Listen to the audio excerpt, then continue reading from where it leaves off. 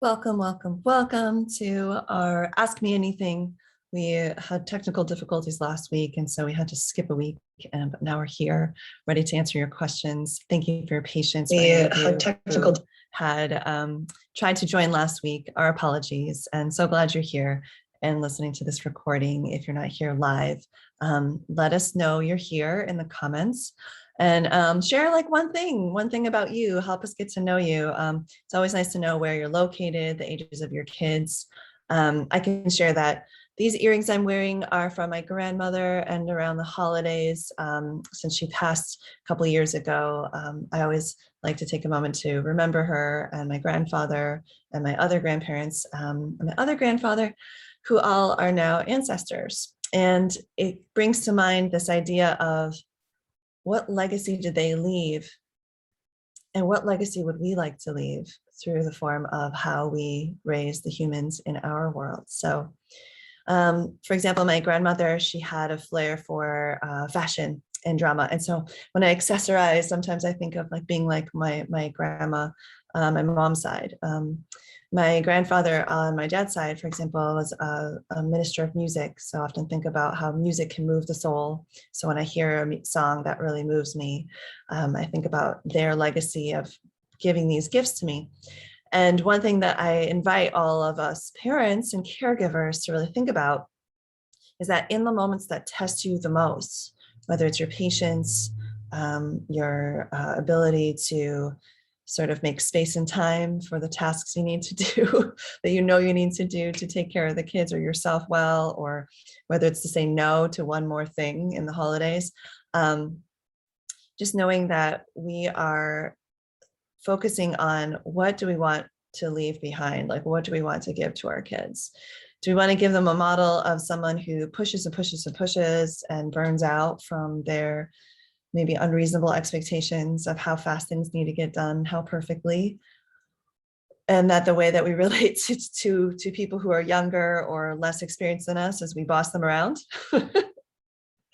Or do we want to leave a legacy of maybe like we, took the time to get to know and understand what it is that they care about, what's in their world, show some understanding, and that when you're with people who are younger than you or less experienced, to take the time to explain things, maybe even take some time out for some training, to really break things down into smaller steps, maybe to adjust your expectations. Like if I want my kid to get dressed themselves and support that independence, then it's going to take 20 minutes instead of 3.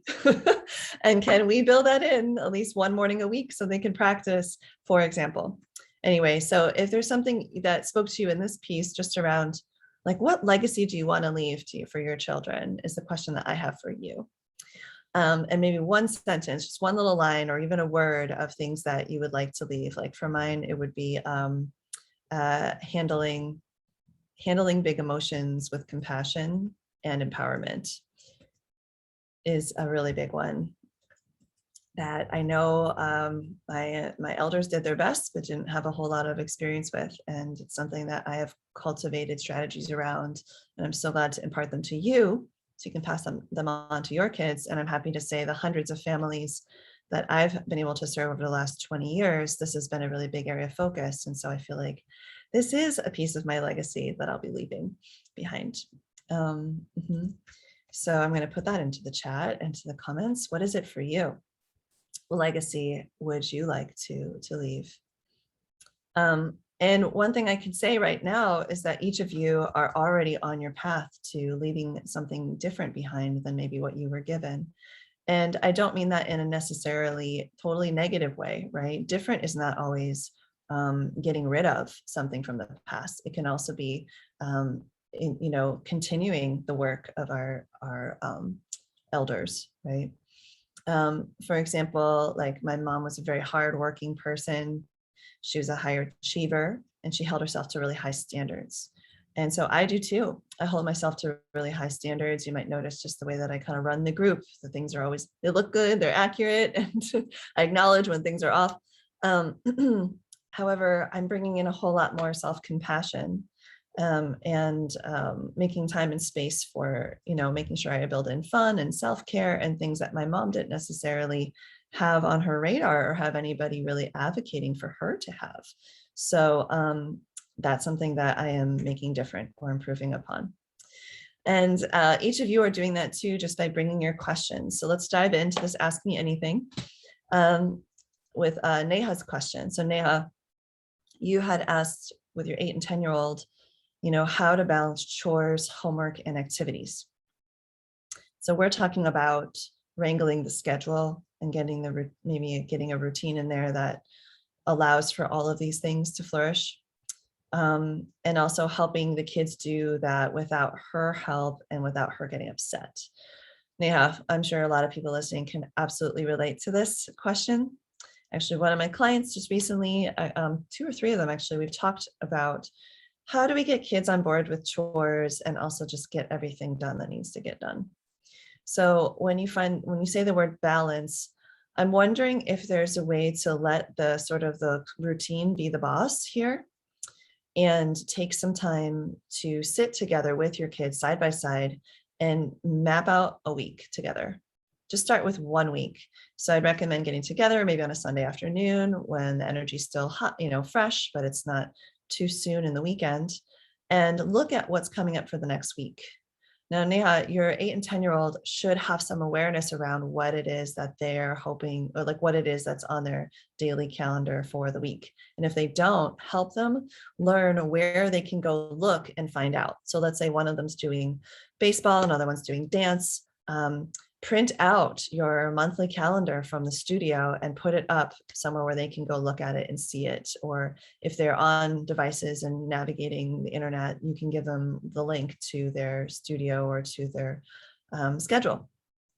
That way you're empowering an 8 and 10-year-old, which they're ready for. You're empowering them to go seek out that information and bring something to that weekly planning meeting that they can contribute. So they can say, oh, I looked it up, your 10-year-old, I looked it up. My baseball schedule is, I have 3 games or 2 practices and a game this week. And so then you can plug it into the calendar together. That involving of the kids and doing it more side by side, rather than us trying to figure it all out on our own and then informing them, shifts the dynamic.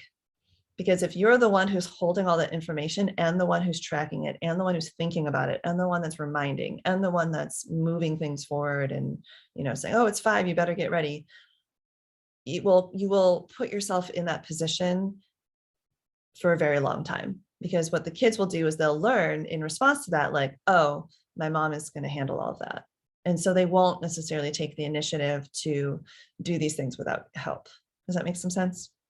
So I would start with just laying out the week of activities and blocking off some homework time, and then build in the chores a bit more later when you've got like sort of the daily rhythm down. I also recommend, as I do with all my clients, to really take one part of the day that seems to be the most painful, whether it's like the morning routine or the afternoon routine, break it down into smaller steps and really estimate like how much time does this really take? Because a lot of times what's painful isn't the tasks themselves, it's that we're not actually giving them enough time. And in that process, you might find out we really need to go to bed a half an hour earlier so we can get up a half an hour earlier. And you'll get some more buy-in because you'll just have it laid out right there. You'll be walking through it and they'll see it too, right? So that's a one tip in terms of balancing out these different pieces. It's a step in a longer process, but Neha, let me know how that goes for you. Okay. Would you come back and let us know right here in the Ask Me Anything? It'd be great to hear back. Please report back. All right. I also have, let me see. I really like this one next. It's from like Leah and Montserrat and Alyssa. It's a very related question. So this is about motivation. And I just shared one of my top tips on motivation, even though I didn't name it motivation. And today, if anybody was listening, put it in the chat or comments. What could be more motivating than helping a child realize that it's part of their role to contribute to the planning and to make decisions together about how the week is going to go? At the end of the day, it does help to have the parent be on top of all of it. But again, we're training the child to just rely on you to keep track of all of that. And then the child will not take the initiative to track those things with you unless you really invite them in and help them from like kind of the ground level, getting side by side, looking at the weekly plan. Or for younger kids, you can even like create a little checklist that they can check off. One of my favorites that I keep bringing up, because even my clients need to see them more than once, is some kind of a little like kind of task chart that they can check off from the hardest part of their day. It really does give them more of that initiative, that it's their responsibility to track that. And that information, like not in a top down kind of way of like, it's more like redirect them to a third point reference, like, oh, you haven't done you see your child hasn't gotten dressed yet. And instead of saying, okay, honey, you got about 10 minutes left to get dressed, you're going to say that so many times if you start there and stay there. Does that make some sense? Yeah. So this is from a post called from My Name is Snickerdoodle. I'll share it with you. It's got a cute name. I want you to see this. And if you're here tuning in and your question wasn't on the list today, please put it in the chat so I know what it is. And you can even do it after this has been recorded. I'll come back and just tag me in it and I'll answer your question. But think of how motivating it is for us as adults sometimes to make a shopping list. And then as you go through the store, you like cross it out and then you can see what's left. Creating a visual like this can be super helpful. This is from mynameissnickerdoodle.com, just to make give the credit. But can you imagine doing this for either the morning routine or the evening routine, or maybe later, Neha, the chores routine? And that way you just have a place where you're tracking it, where it's not just in your mind, verbally telling them over and over and over again. One thing we were talking about is how important it is for all of us to discontinue being like the reminder robot who runs the show. It's just a painful position to be in, and it does not really empower your kids with what they need to start doing these things independently. Yeah.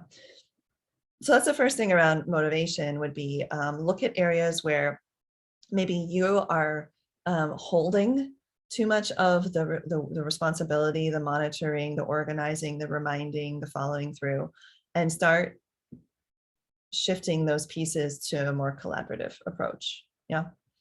Okay. So that's one that can really boost motivation, and it gives them a sense of autonomy. It like improves their competence of like what it is that, what are the steps and where am I in my development around these steps? Like which ones do I need help with? Which ones can I do on my own? And then there are other pieces that we can bring in through the I care model. Interest is the I. We already covered competence a little bit. Autonomy, like having them come in, and maybe that chart, the 5 things are set, but they can, or 6 things, but they can decide the order of 2 or 3 of them. I have a client with a 3.5-year-old who did that just a month ago, and it was such a success because she got to say, I want to get dressed before I brush my teeth, and so she got to, and it was like this way that she could assert her autonomy and have some power and influence. The other thing you can do to boost motivation is create more relatedness. And when we say relatedness, it's sort of either keeping them good company, so like there's some, like you're not sending them off to do something by themselves necessarily at first. Maybe it's a side by side, like you fold your clothes and I'll sort the next laundry, the rest of the dirty laundry, and you can be side by side. How about you measure the soap and I'll turn on the machine, and build in these little life skills as you go along, but you get to do it more together. One of my clients was just with I think this was, client with a 5-year-old was really trying to figure out like, how do I deal with the fact that my child always wants my attention to do like fun things, but then when I'm focusing on something, I don't really feel like I'm building in any quality time. And there's always so much to do. How do I build in the quality time? And we said, well, what if you make some of the tasks that you're already doing into quality time? Like you need to prep dinner, like invite your child, in this case, a 5-year-old daughter, to come and help you with even if just a scrub to peel the carrots, or watch the pot till it boils, or add shake some spices in. involving kids in everyday activities is a great way to motivate them to like get to familiarize them with the activity, to learn how to do it, but then also how to keep that connection time going, even in the daily tasks of life. Oftentimes we don't involve our children enough in practical daily tasks. It's a big Montessori thing to have a section in the classroom called Practical Life, where we teach life skills. And it's really a way for us to be in community together. Like, let's prepare a meal together. Let's eat a meal together. Let's clean up a meal together. Sometimes the best moments in life. And so not leaving that out, I think sometimes we can say, well, it's just easier if I do it and faster. And I'm not going to fight it that my kid wants to watch iPad or play a video game or read a book right now. So I'm going to let them do that. And I'm just going to take care of all of it. Well, sure. Maybe that is what you do on the weeknights, and that's what you've worked out. You've been able to make it happen.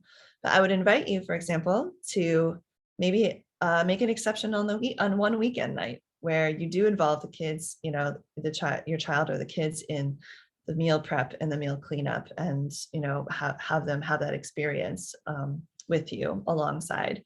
And then maybe during the week they'll actually go, "What are you cooking?" and might want to help out. Or you can start introducing one weeknight a week, maybe on early dismissal day, that you go to hit the grocery store and come home and cook a meal together. For example, whatever quality time tasks you'd like to build in, where you get things done and spend time together. Lastly, with motivation, I'm not going to get into growth mindset because it's a whole other piece, but I would say it's the E in the I Care model, is learning that effort, putting in effort helps you grow and helps you improve. But I'll bring in the winning cooperation piece, which is more of a Jane Nelson positive discipline piece, which is getting into your child's world, connecting before you correct. This is one of my favorite things that that clients will tell me when I say, "What did you learn, in this year of the immersion together?" Or what are you, in the middle of our year, I'll say, what strategy is really helping you out right now? And I would say at least a third of the people tend to say, come back to this one: winning cooperation and connecting before correcting. Because one of the things that, and I talked about legacy at the beginning of this, one of the things that we all, or not we all, but many of us end up getting curious about as parents and caregivers is, how do I motivate my kids without the rewards and the punishments, and really more like from like this is a good thing to do from a values-based perspective, or motivated from within, right?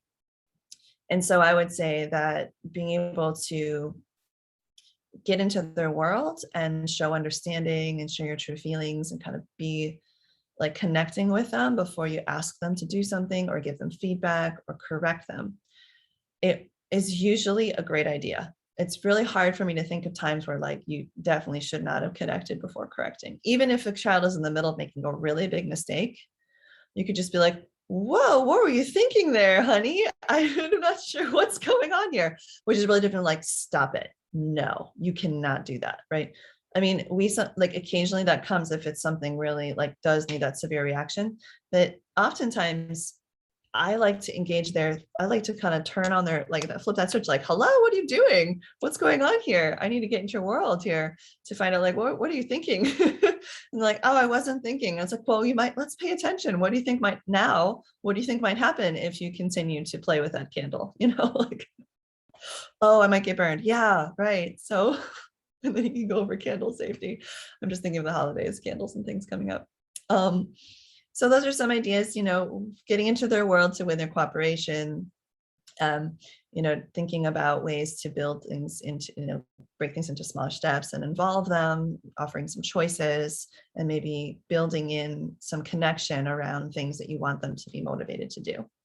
So that's a pretty big package of motivation. Can you tell I'm a motivation researcher? And that's why we do a 3-day retreat in the immersion program just on mastering motivation strategies for ourselves and for kids, because it's such an important piece. Now, moving on to resilience, and Amanda, I want to thank you for Amanda. I may pronounce your last name incorrectly. Forgive me if I do. Di Girolamo Edmondson. She's asking, how do I help my child build resilience in times of difficulty?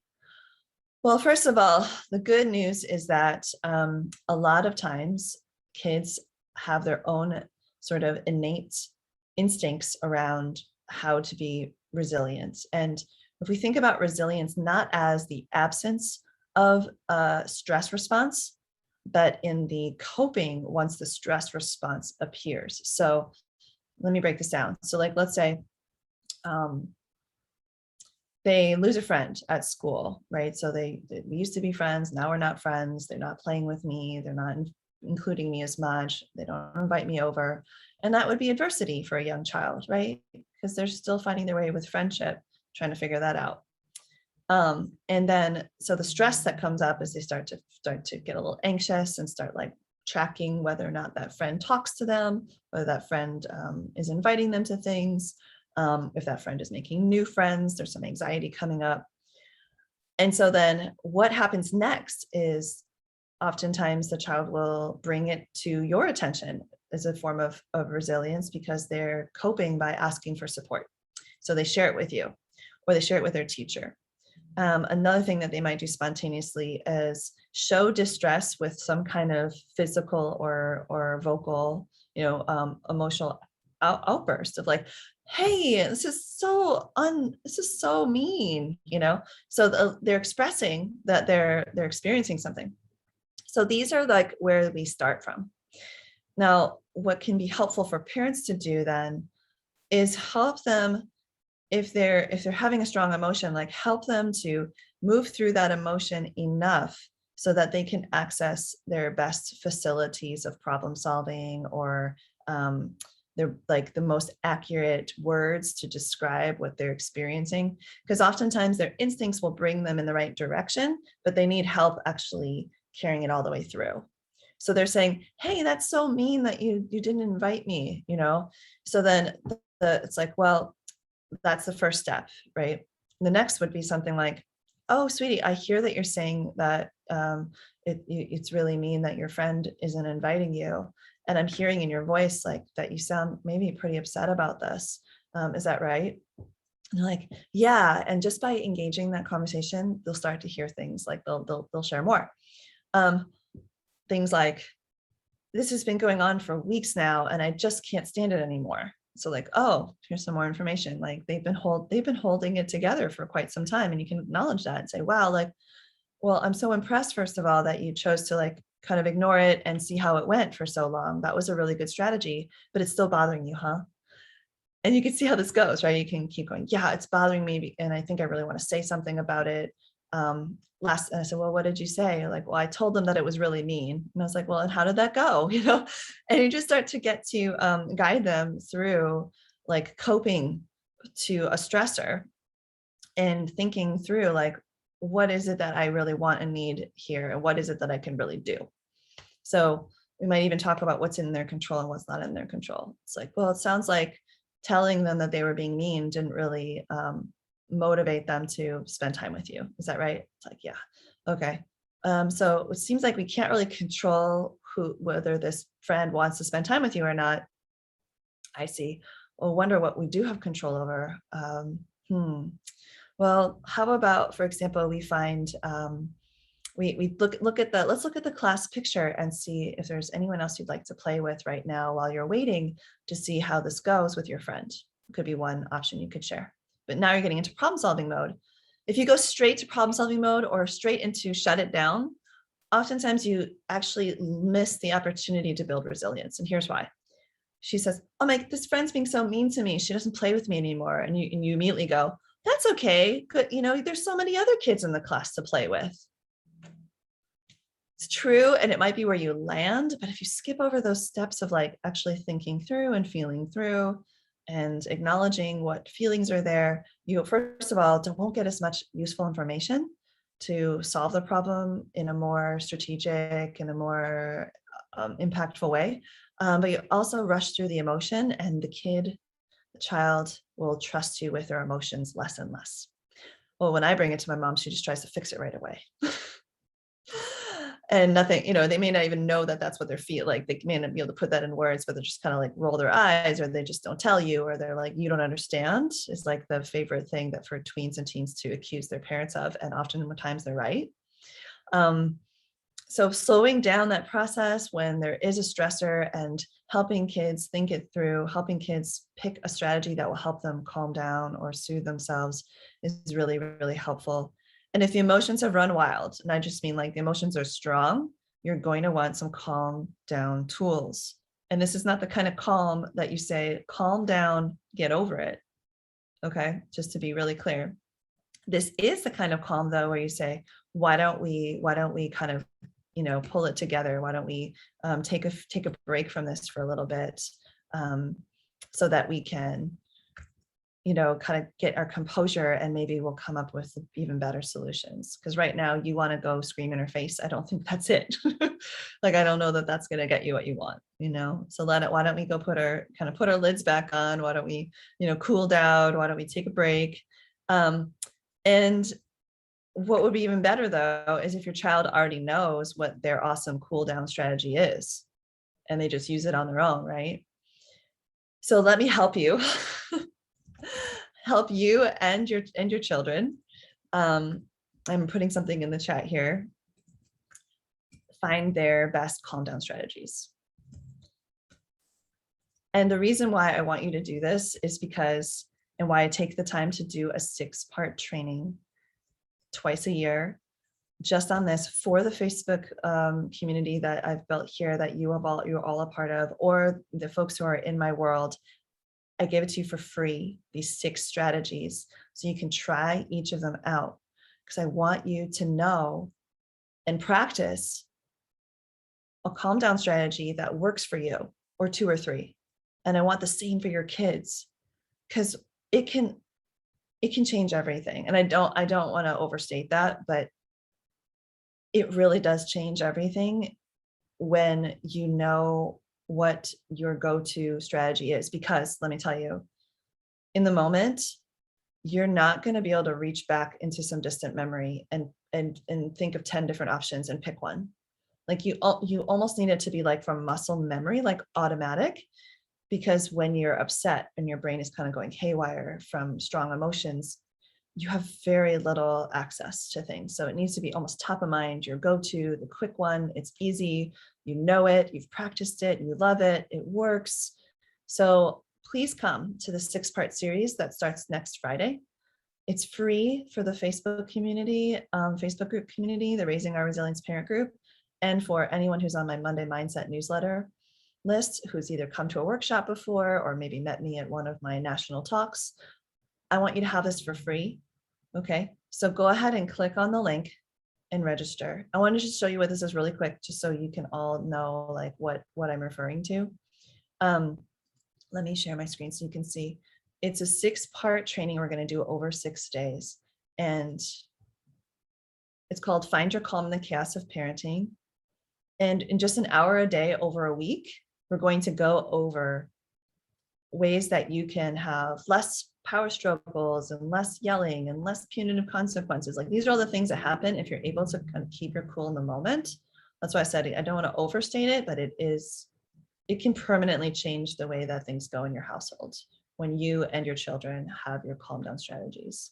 And so here, let me show you what you'll get. So you'll get 6 strategy packed classes, 2 live Q&A sessions with me, a private event only Facebook group, a strategy guide with those 6 strategies that are like written out, so you can also refer to it now and all the years to come. And then we're even doing a bonus 1-day Calm Parent Reset event, and in total value is $515, and you would pay $17, but I'm actually giving it to you for free. So please do consider joining us. It's going to be so great. And really exciting is that we have a grand prize valued at $10,000 we're going to be giving away at the end of the event, as well as daily prizes that are also really valuable, worth hundreds of dollars. So for you to continue in your journey of parent mentorship. So do register to come to the live trainings. Here's a little preview of the things that we'll be learning. breathing strategies, body release tools, emotion coaching, attention redirection, lightening up, and the power of the pause. And then we have our big Calm Parent Reset, which is next Thursday, or the Thursday after, the last day of the 6-day series. We're going to wrap up, and then the day after that, Thursday, the 9th at 10 a.m., we're going to have these amazing speakers come in. I'm so excited to have them come in and tell us all kinds of great tools and strategies and insights to help us create lasting calm. So that's what this event's all about. So if you have not yet registered, I just recommend go ahead and grab your seat in it. This coupon code is good until Tuesday, December, till the end of the month, until Tuesday, November 30th. So you need to register by then if you want to be able to attend for free. Okay. All right. So without further ado, let's continue. So resilience, fill your toolbox, friends. Fill your toolbox and your children's toolboxes with those calm down strategies so that they do have access to that in the moment, quick way to calm down. And then all of the conversations that come from that are possible. All right, really good. I got a few more. Dawn Kaepernick has a young child and really wants to build in mindfulness. And so Dawn, this goes hand in hand with what we were just talking about. So Dawn, I would also recommend you come to the event. Like you really want to come to this event so that you can learn some of these tools because they are by nature, come to the event, mindfulness tools. By nature, they're mindfulness tools. So you'll want to come to that as well. Let's see. Oh, the comments disappeared. I'm not sure why. So I'll have to check that out later. So let me put that back in then. So Dawn is wondering about that. And I want to make sure that she knows that at a younger age, it's all about you. And I'll say that again. As a parent or as a guide, it's all about you. I know you wish it was about the kids. And it is about the kids at the end of the day, but actually it's all about you. And what I mean by that is what you model, they learn. So they learn, kids can learn up to 10 to 100 times more from what you show them than what you tell them. I'm gonna say that again. Kids learn up 10 times to 100 times more from what you show them than what you tell them. So if your hope is that your child or children are going to have mindfulness in their life and calm down tools and resilience, guess who needs to go first? That's right. It's you. You have to go first. And so Dawn, why I would say, and anyone else who really wants your children to have resilience tools, come to this training so that you can get those resilience tools in your toolbox and start using them in front of your kids. One in particular is really powerful, which I'll roll you through right now. And because it looks like it didn't come into the comments earlier, I'm just going to go ahead and put the link to the event one more time so you can grab that. Okay. Hopefully that'll stick this time. Great, I see it there. Yeah, so the most important one that I think you can model is emotion coaching. And when I say emotion coaching, it's sort of like when you talk yourself through a feeling and navigate it to a place where it becomes more productive. Now, it doesn't mean that you're trying to get rid of your feeling or fight with your feeling, argue with your feeling, diminish your feeling, get rid of, stuff it. That's actually very harmful for yourself and for your health, and for not exactly a great model for the kids unless it's temporary. Like, this is not the place to share that you're upset, but we're gonna, we'll talk about it later. It is to help you get to that state where you can engage your higher order thinking, right? So emotion coaching could sound like something like this, where you do it out loud. Wow, I'm really losing my patience right now. That makes a lot of sense because I've just been repeating myself over and over again and nobody's listening to me. I think I need to take some 4 square breaths. I'm going to do that right now. You do your 4 square breaths, right? And they go, okay, I feel a little better. I think maybe I could try again. Hi, friends. I've been trying to say that it's time to go for a few minutes now. And you just maybe one of your other strategies will pop in for motivation, for cooperation, for, setting limits, for whatever it is that you're trying to get done in that moment. But it's hard to access the strategies if you're not regulating yourself.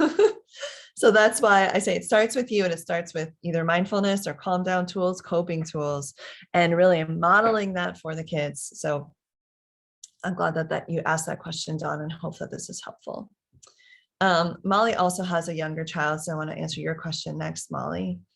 So Molly says, how do I manage power struggles with my 2-year-old? So even more, just like I said to John, the younger the child, even more important it is that you keep your cool, that you sort of have a sense of what and I would say, we should talk more, Molly, with you and with the next batch of folks I'm going to put up here for a second, in a sec. Gustavo and Erica, Carolyn, and Maria, because this is very related to, for 2-year-olds in particular, being really clear about what your expectations are, like knowing what you want from your child when it comes to how they behave at a table, or what they do, what they can and can't do in the bath, what it means to greet someone at the door, for example, or to greet a guest. Like, what is the expectation? And the reason we want to be clear in our expectations is because if we're not clear, kids have I swear, they have a sixth sense for when you don't know where you stand on something. And they see it as an opportunity to use the grand experiment, the science lab of life, to find out how power works, to find out what buttons they can push to get you going, what buttons they can push to get you to give in. So getting really clear about your expectations ahead of time is step number one that I have all of my clients do, and folks to check out my setting limits trainings that I do. Because if we're not clear, they'll know. And so one tool that I've used with my clients a lot is to pick a zone of the day, or like I said, like, how do we greet people when they come to the door, or like, what's our grace and courtesy there, or what do we do at the table? Like, what is okay to do at the table? What's not okay? And actually talk it through with a thought partner, whether it's another parent, a co-parent, another caregiver, like a teacher, a coach, someone in this community even. And just talk through, like, what's kind of in the red zone, like never okay? What's in the yellow zone, where it's like, oh, sometimes it's okay, or it's okay for now until they grow up, or under certain special circumstances. And that's an area where we might give some feedback sometimes, but not always needing to be strong with that. And then most importantly, the one that we often forget is the green zone, where we can ask for what we do want. So what is great behavior at the table? What are we hoping that kids will do? And that brings us full circle back to modeling. So if you don't want your child to bring their device to the table, don't bring yours. Parents with kids who are old enough to have a device. If you don't want instead you model the green behavior, which is, I'm going to put my phone on the charger station now because it's time for dinner. And I know we don't bring our devices to dinner. We put them aside so we can, this is the do, so we can focus on our eating and our conversation. So you do it. It's the modeling of it. It's you're in the green zone and showing them how to be in the green zone with you. There's so much more to talk about in terms of power struggles, Molly, but I would want to know also what kind of resilience, like emotional resilience tools you've got built in for yourself when you and your child get into a power struggle, so that you can stay calm and feeling empowered, and what kinds of limits you tend to fight over, like what is it that's happening. So maybe let us know more in the chat so we can see and comments when you listen to this, okay?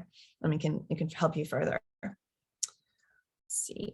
All right, so we have two left. Yes, okay. So Danielle St. Clair, hi Danielle.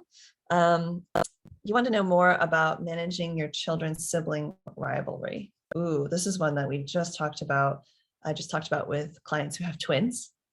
So of course there's going to be some rivalry. They get along mostly, they're like best friends, and they're obsessed with something. And I'm curious, Danielle, if this is happening in your household. It tends to be the one that I help people the most with, which is fairness. Oh, the F word. For the age group, of like, usually starting right around 4 or 5 up until as long as they want to harp on this, siblings are going to be focusing on fairness. So I'm imagining that some of your sibling rivalry, Danielle, is around fairness. What you can do is really understand the difference between same and fair. So same would be like, you get 3 minutes, you get 30 minutes on the tablet, and you get 30 minutes on the tablet. Same. Okay, but what if one child is 10 and one child is 4? Maybe the 10-year-old actually gets an hour and the 4-year-old gets 20 minutes. Yeah, same. It's not same, but probably fair, because the older child is maybe more mature, wants to watch a longer, has more sustained energy to watch a show, is more on par with what their peers are doing. Whereas your younger one, you're like watching out so they don't get used to like binge watching episodes. You're just going to do like a 20-minute little show and then, move on to a 3-dimensional activity, for example. So helping your siblings realize that there are reasons why things may not be the same, and that doesn't mean that they are unfair, that there's actually, it's meeting the needs of each individual. It's also considering other variables besides the fact that they're both here and deserve the same thing. Like, for example, sweetheart, you have a huge project this week and your sister doesn't. So your sister is going to end up on, is going to have 2 play dates this week, and you're not going to have one until next week. Helping them just see that and ask them, why do you think that might be fair? And, they might drag their feet and complain and everything, but they probably will get their heads wrapped around it, particularly around age 6.5, 7 is when I really see it, because to be able to weigh out fairness, oftentimes kids need to be able to kind of hold perspectives. So it's like the perspective of my sister doesn't have any projects to do. I have projects to do this week, so I'm not going to have play dates, and my sister is going to have play dates. And then they need to be able to see the third part, which is, but next week when I don't have projects, I'm going to get to have play dates, and then maybe my sister will have to do her homework. And so it's going to kind of even out over time. So that can take quite a bit of thinking through. So I wouldn't be looking for kids to really wrap their head around this idea of equity versus fairness being same until about 6. So if you're having younger kids with that, sometimes you do have to say, sweetheart, you need to trust me that I'm being as fair as possible, and then help them through their hard feelings about how it feels to receive this injustice that they still maybe are not able to cope with yet. And you can use the line of like, you may not understand this now, but I want you to know that I'm always looking out for you. I always love you. And I'm doing my best here to make things as fair as possible. And one day you'll get it. You'll understand why fair isn't always the same. Isn't always things looking the same, or fair isn't always getting the equal amount. Yeah. And then if you have tweens and teens, you can start to talk about things like access and opportunity and privilege, and why certain populations of people might be receiving more assistance than others based on where they started out in terms of the structure of society, and how much access and opportunity and privilege certain members of society have versus others. One of my favorite ones is, we did this actually at a staff training at a school that I worked at for 10 years, where we really wanted to sort of wrap our heads around the diversity of our staff and our families, in terms of privilege. And we all stood at the scene in a row, like all in a line. And then the facilitator said, take a step forward if you had books in your house growing up. Take a step forward if a parent read to you as a child. Take a step forward if both of your parents are native speakers in the language that you learned in at school. And we did that just for like language. And we noticed like we started to scatter. And particularly in early years of life, we need to be paying attention to like literacy expectations, and give extra support for folks who maybe didn't have the same advantages growing up in the native language of the place that they're living. That was just one example, right, of like examples of access and privilege. And so with older kids, you can talk that through if they start to go, it should be the same.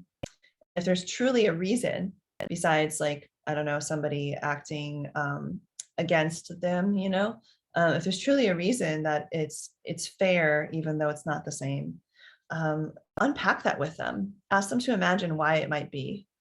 And maybe even do one of those exercises where you consider all these different ways that people might be at an advantage, and, you know, take those steps forward and see where you end up.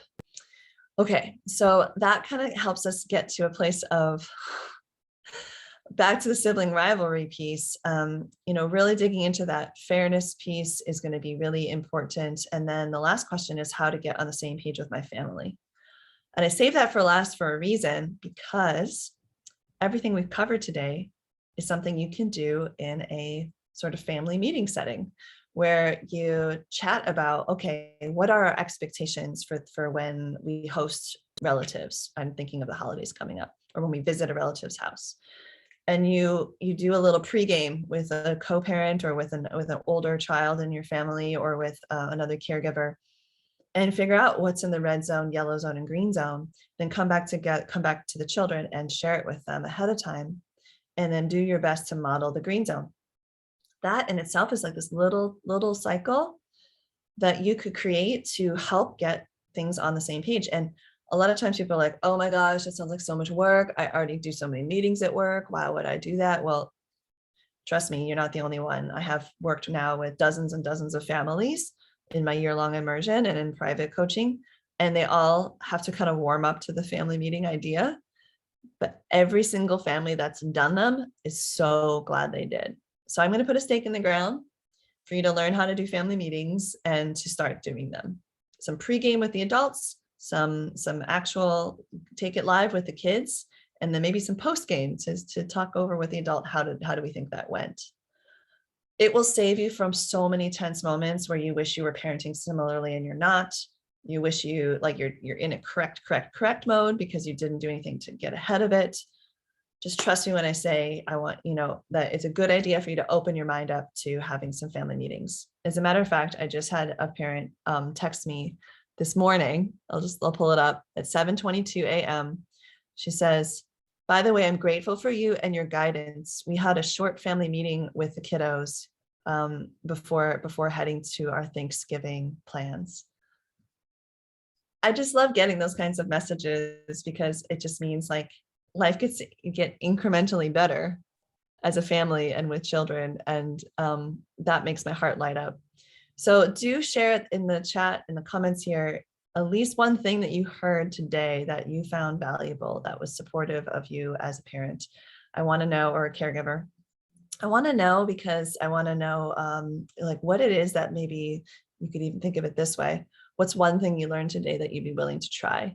Put it in the comments and then we'll come back and check in on you and see how it's going. Okay. And then one last time, just so you have it right here on your screen, if you want to come to our 6-part series and that finale Calm Parent Reset to find your calm in the chaos, we're going to want you to come. And if you want to come for free, we want you to register. It's really important that you register. Okay. So we can get you started. I'm going to send you the guide and get you started. You don't have to wait until December 3rd to start learning all of this. And we'll get you going with those calm down strategies. All right. Okay. Well, so that concludes our Ask Me Anything and our Monday mindset. Hopefully we've shifted you from a place of, oh no, not again. Kids are doing this, the kids are doing that, to, ooh, maybe I can try that thing I learned in the Raising Our Resilience parent group. Maybe this is a time I could model a cool down strategy, or this is a time I can ask for what I do want instead of what I don't want, or this is a time I can bring up that idea of fairness, or this is a time we can, sit down and finally make that chart we've been wanting to make. Yeah, and I'm so glad you're here to explore these strategies. And I wish you all the best with the holidays coming up as you're celebrating. And we will be back next Monday for some tips on how to coach kids through their emotions. So we'll see you then.